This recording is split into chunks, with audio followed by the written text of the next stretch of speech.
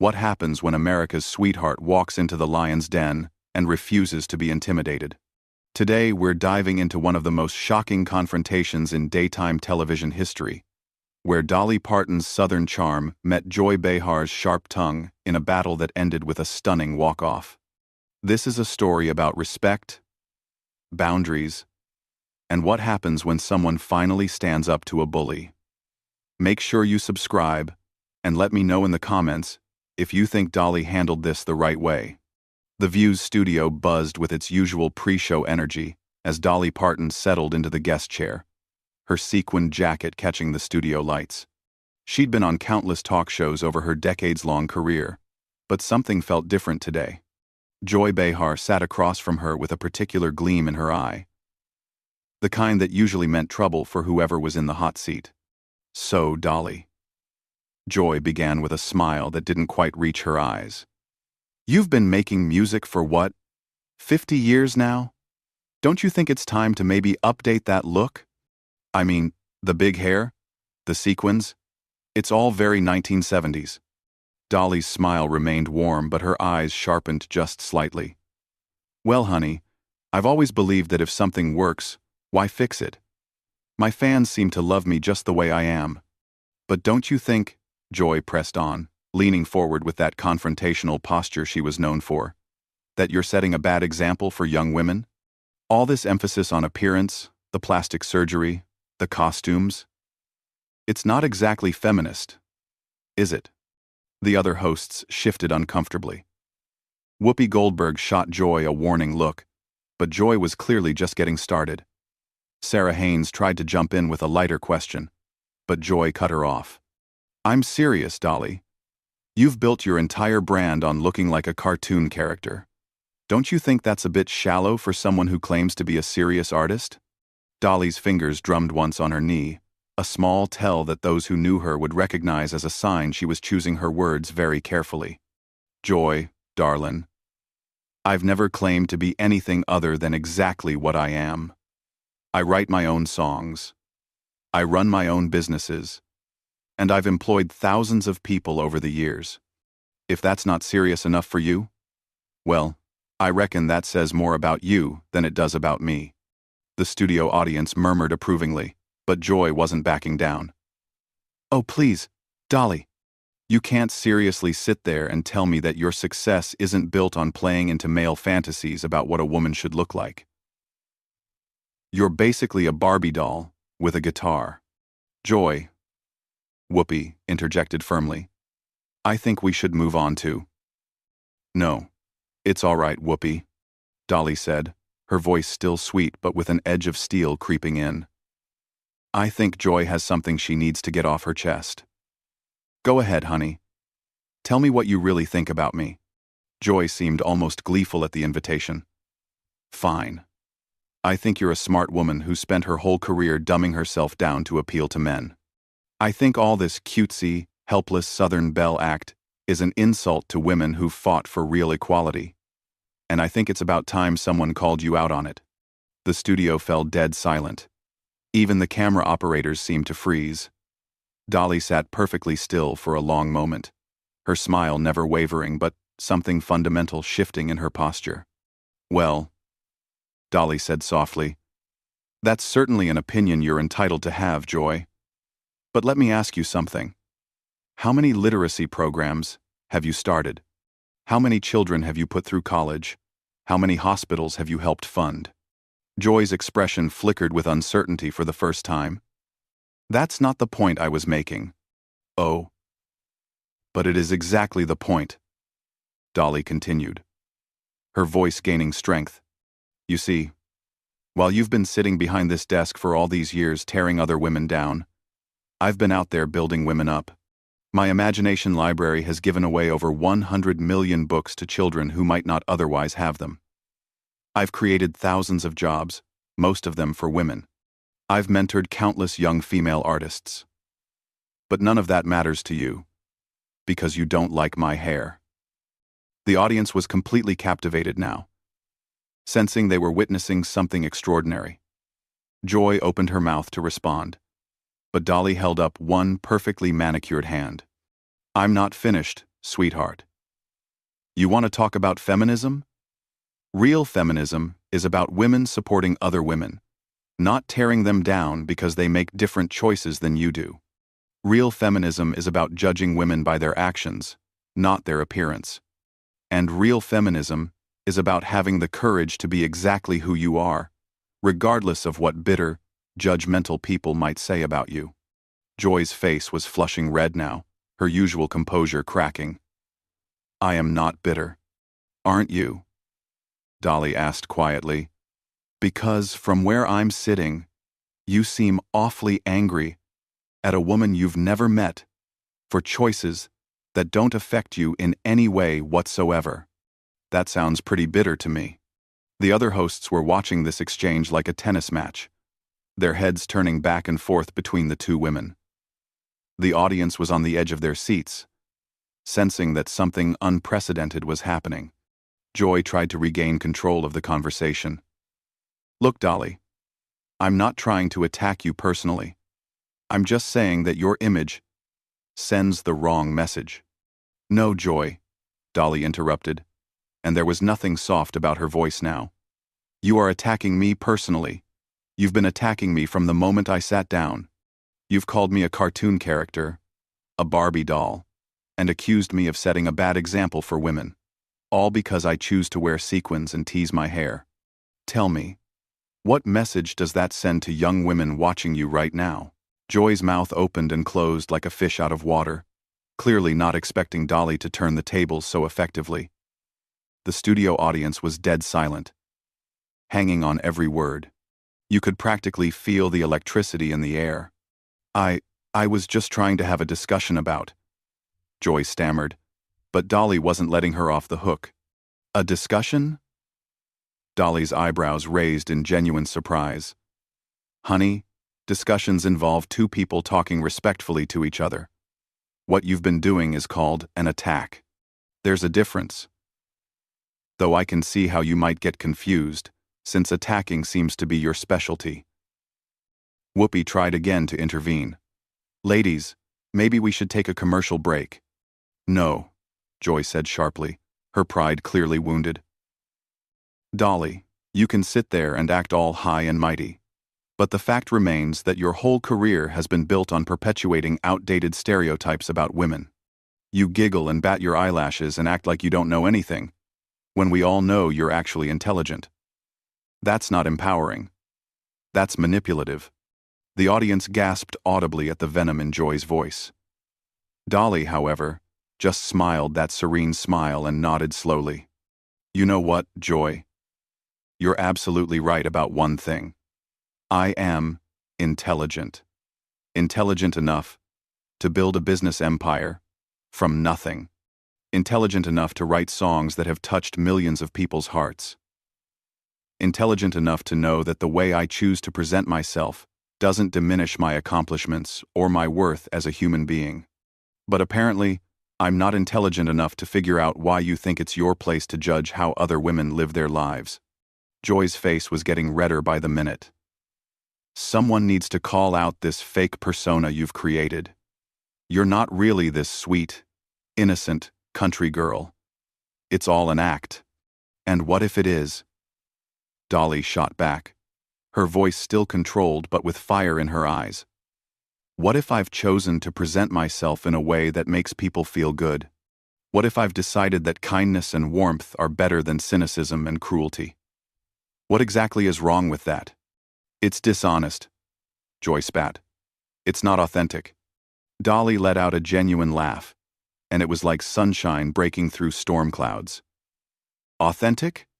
Joy, darlin', let me tell you about authentic.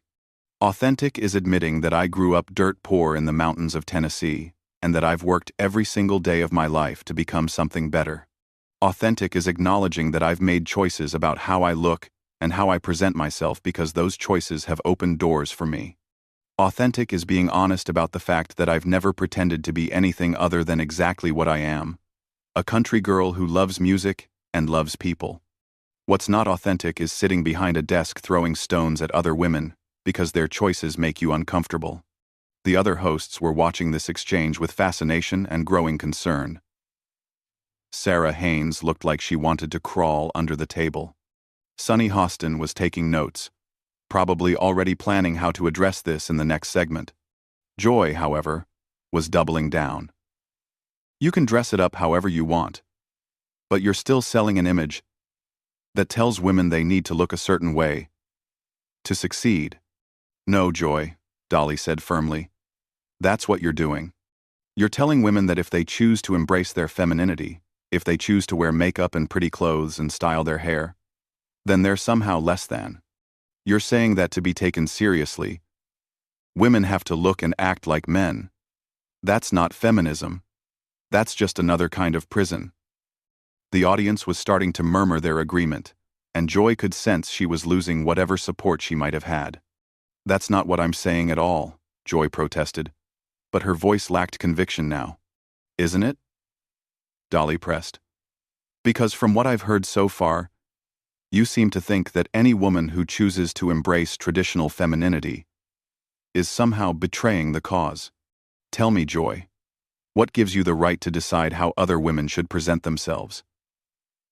Joy opened her mouth to respond, but Dolly wasn't finished. And while we're talking about authenticity, let's talk about what's really happening here. You invited me on your show, supposedly to promote my new album and talk about my charity work. But from the moment I sat down, you've done nothing but attack my appearance, my choices, and my character. Is that what you call professional journalism? The question hung in the air like a challenge. Joy shifted uncomfortably in her chair, clearly realizing that she had overplayed her hand badly. I was just trying to ask tough questions, Joy said weakly. Tough questions? Dolly's voice was incredulous now. Joy, a tough question would be asking me about the challenges facing rural education or the complexities of running a business in the entertainment industry. Tough questions are about policy, about substance, about things that actually matter. Attacking a woman's appearance and calling her a cartoon character isn't journalism. It's bullying. The studio was so quiet you could hear a pin drop. Even the cameramen seemed frozen in place, afraid to miss a single moment of this unprecedented confrontation. Joy tried one more time to regain control. Look, Dolly, I think you're misunderstanding my intentions. No, I understand your intentions perfectly. Dolly cut her off smoothly. Your intention was to embarrass me on national television. Your intention was to try to make me look foolish so that you could feel superior. Your intention was to use your platform to tear down another woman for no reason other than the fact that she makes different choices than you do. The problem is, it's not working out quite the way you planned, is it? Joy's face was now a deep shade of red, and her hands were visibly shaking. The other hosts were exchanging worried glances, clearly realizing that this situation was spiraling completely out of control. But Dolly wasn't done. She was just getting warmed up, and everyone in that studio could sense that the real fireworks were still to come. Joy was gripping the edge of the table now, her knuckles white with tension. The confident, confrontational woman who had started this interview had been replaced by someone who looked cornered and desperate. But Dolly wasn't showing any mercy. You know what the real tragedy is here, Joy? Dolly continued, her voice soft but cutting. You had the chance to have a meaningful conversation with someone who's spent 50 years in this business. You could have asked me about songwriting, about building a business, about philanthropy, about any number of things that might have actually benefited your viewers. Instead, you chose to spend your time trying to tear me down because you don't like my hair and my clothes. What does that say about you as a journalist? What does that say about you as a woman? Joy's mouth moved, but no sound came out. She looked around desperately at her co-hosts, but they were all avoiding eye contact now.